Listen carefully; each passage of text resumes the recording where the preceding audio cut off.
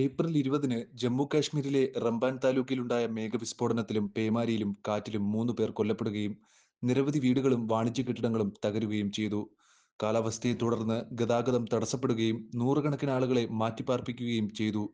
പുലർച്ചെ 1:10 ആരംഭിച്ച കനത്ത മഴ ഉച്ചവരെ തുടരുകയാണെന്ന് റംബാൻ ഡെപ്യൂട്ടി കമ്മീഷണർ ഖസീറുൽ ഹക്ക് മാധ്യമങ്ങളോട് പറഞ്ഞു.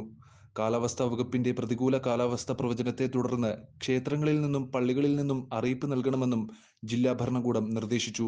തഹസിലിലുടനീളമുള്ള താഴ്ന്ന പ്രദേശങ്ങളിൽ നിന്നുള്ള ആളുകളെ സുരക്ഷിത സ്ഥലങ്ങളിലേക്ക് രക്ഷപ്പെടുത്താൻ റവന്യൂ, പോലീസ് ടീമുകളെ സജ്ജമാക്കി. രാത്രി മുഴുവനും നീണ്ടുനിന്ന പ്രവർത്തനങ്ങളിൽ ഏകദേശം 500 പേരെ സുരക്ഷിതമായ ഇടങ്ങളിലേക്ക് മാറ്റിയിട്ടുണ്ട്. രക്ഷാപ്രവർത്തനങ്ങൾ പുരോഗമിക്കുമ്പോഴും റംബാൻ പട്ടണത്തിന്റെ പ്രാന്തപ്രദേശത്തുള്ള തെരിചമ്പ ഗ്രാമത്തിൽ തകർന്ന വീടിന്റെ അവശിഷ്ടങ്ങൾക്കിടയിൽ 3 പേർ കുടുങ്ങി. ഇവരുടെ മൃതദേഹങ്ങൾ ഭരണകൂടം കണ്ടെടുത്തിട്ടുണ്ടെന്ന് ഡെപ്യൂട്ടി കമ്മീഷണർ പറഞ്ഞു.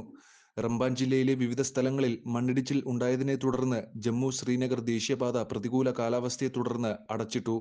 ശ്രീനഗറിലേക്കുള്ള വിമാനയാത്രയിൽ തടസ്സങ്ങൾ ഉണ്ടായതായി റിപ്പോർട്ട് ചെയ്യപ്പെട്ടിട്ടുണ്ട്. മേഘവിസ്ഫോടനം മൂലമുണ്ടായ ചെളിയിൽ നിരവധി റെസിഡൻഷ്യൽ, വാണിജ്യ കെട്ടിടങ്ങൾക്ക് വ്യാപകമായ കേടുപാടുകൾ സംഭവിച്ചു.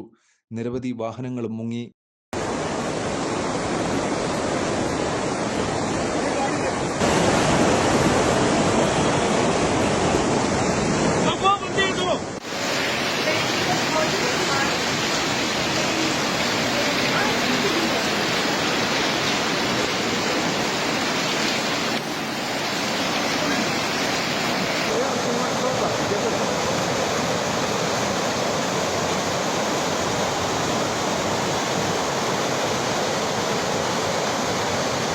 भाई कहाँ से रुकी हो गई?